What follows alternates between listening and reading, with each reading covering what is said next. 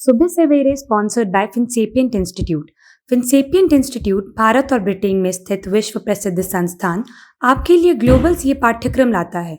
बैंकों के प्रमुख द्वारा स्थापित संस्थान अपने प्रशिक्षित पेशेवरों के नौकरी प्लेसमेंट की गारंटी देता है।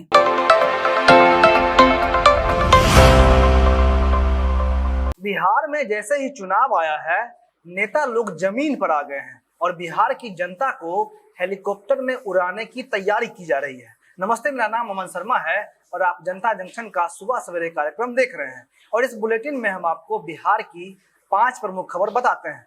पहली खबर, जैसा कि मैंने आपको पहले ही कहा कि चुनाव को देखते हुए नेता लोग जमीन पर आ गए हैं और बिहार की जनता को हेलीकॉप्टर में घुमाने की तैयारी है। खबर दरभंगा एयरपोर्ट से जुड़ी हुई है। सरकार घर में बैठे बैठे वर्चुअली दरभंगा एयरपोर्ट को हरी झंडी दे चुकी है और जनता ने भी टिकट बुकिंग करना शुरू कर दिया है। और चुनाव की वजह से मिथिलांचल के लोगों को अपनी धरती से उड़ान भरने का सपना 8 नवंबर से पूरा होने जा रहा है। और स्पाइस जेट ने 20 सितंबर से ही अपना बुकिंग स्टार्ट भी कर दिया है। दैनिक तौर पर अभी 3 विमानों की सेवा मुहैया कराई जाएगी। एक दरभंगा से दिल्ली जाएगी, दूसरा दरभंगा से मुंबई और तीसरा दरभंगा से बेंगलुरु। 8 नवंबर को पहली फ्लाइट उड़ेगी और इसी मौका पर चौका मारने के लिए दरभंगा नगर के विधायक संजय सरावगी ने भी अपनी टिकट बुक करवाई है। दरभंगा के सांसद साहब भी जनता को बधाई दे रहे हैं। मिथिलांचल के लोग खुश हैं और शायद उन्हें सबसे ज्यादा इस बात की खुशी होगी कि बिहार में चुनाव होने वाले हैं। दरभंगा में एयरपोर्ट शुरू होने से बिहार के करीब 22 जिलों को फायदा होने वाला है। 12 सितंबर को केंद्रीय उड्डयन मंत्री हरदीप सिंह पुरी ने दरभंगा एयरपोर्ट का जायजा किया था और इस वक्त वो झलकी आप देख रहे हैं जब हरदीप सिंह पुरी एयरपोर्ट का निरीक्षण करने के लिए पहुंचे थे। दरभंगा एयरपोर्ट को airport authority of India operate करेगी और दरभंगा में एयरपोर्ट की नींव 24 दिसंबर 2018 में नीतीश कुमार और उस वक्त के उड्डयन मंत्री सुरेश प्रभु ने रखी थी।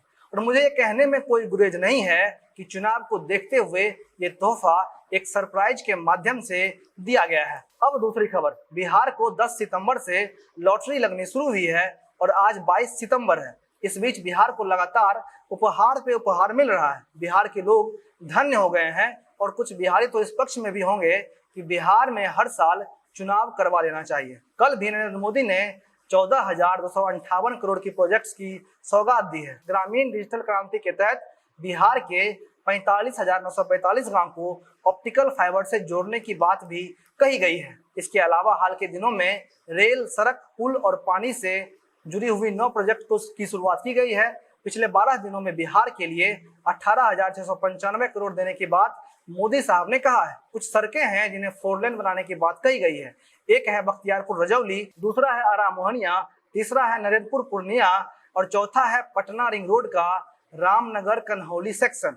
पुल की अगर बात की जाए तो गांधी सेतु के समानांतर एक 4 लेन पुल, कोसी नदी पर फुलौत में नया 4 लेन पुल और भागलपुर के विक्रमशिला सेतु के समानांतर एक नया 4 लेन पुल का शिलान्यास किया गया है। और इसके साथ ही जैसा कि हमने आपको बताया कि बिहार के गांव में ऑप्टिकल फाइबर की मदद से इंटरनेट पहुंचाने की बात कही गई है। प्राथमिक विद्यालय, आंगनबाड़ी तक वाईफाई और 5 मुफ्त कनेक्शन की सुविधा दी जाएगी। और इस प्रोजेक्ट की मदद से सुदूर ग्रामीण इलाकों में भी लोगों को डिजिटल सेवाओं का लाभ दिया जाएगा। और कहा यह गया है कि 2021 के मार्च तक ये सभी सुविधाएं उपलब्ध करवा दी जाएगी। लेकिन ये सुविधाएं उपलब्ध होंगी या नहीं, इसके लिए जिम्मेदार सरकार होगी। हमने तो बस आपको खबर बता दिया है ताकि आप खुलकर चुनाव में बिना सोचे समझे वोट डालें। और अगर फिर चुनाव के बाद ये सुविधाएं उपलब्ध नहीं हो पाती हैं तो ये लिस्ट आपको अनशन पर बैठने के लिए पर्याप्त वजह देता रहेगा।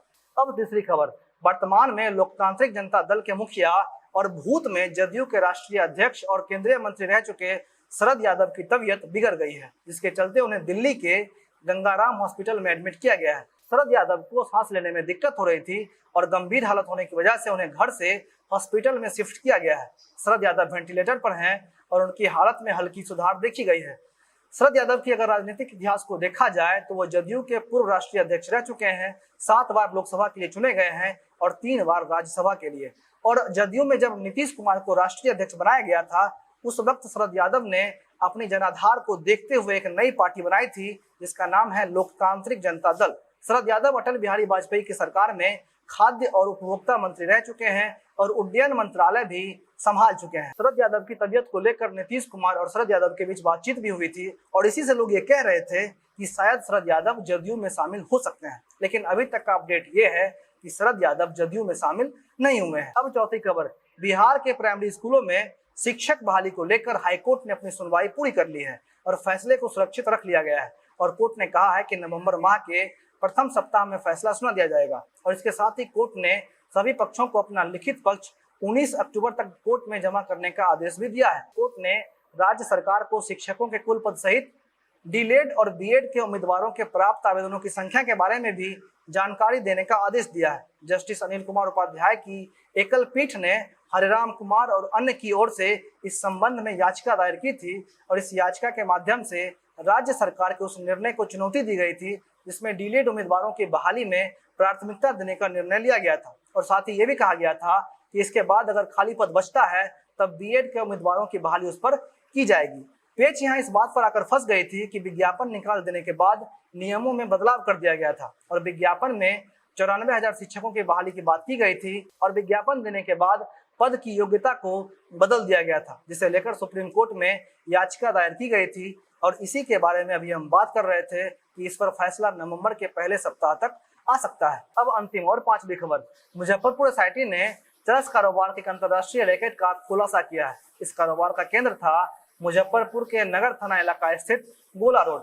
ये एक मुख्य केंद्र है, हालांकि इसके केंद्र बिहार के कई शहरों से जुड़े हुए हैं। यहाँ तक कि ये सप्लाई नेपाल तक भी होती थी। एसआईटी टीम को ये गुप्त सूचना मिली थी कि एक नेपाली चरस तस्कर पावस शर्मा चरस का सैंपल लेकर मुजफ्फरपुर के किसी तस्कर को दिखाने के लिए पहुंचा है और इसी सूचना के आधार पर एसआईटी ने छापा मारा था और छापा में जो पकड़ा गया उसके आधार पर पता चला कि कोई सुरेंद्र प्रसाद नाम का व्यक्ति है जिसके घर से चरस की सप्लाई हो रही थी। फिर एसआईटी ने सुरेंद्र प्रसाद के घर पर छापा मारा और फिर वहां से पता चला कि एक तस्कर 25 किलो चरस लेकर कार से दिल्ली के लिए निकला है। फिर एसआईटी ने उसका पीछा किया और मोतिहारी पुलिस के माध्यम से 2 तस्करों को चकिया टोल प्लाजा के पास से पकड़ा गया।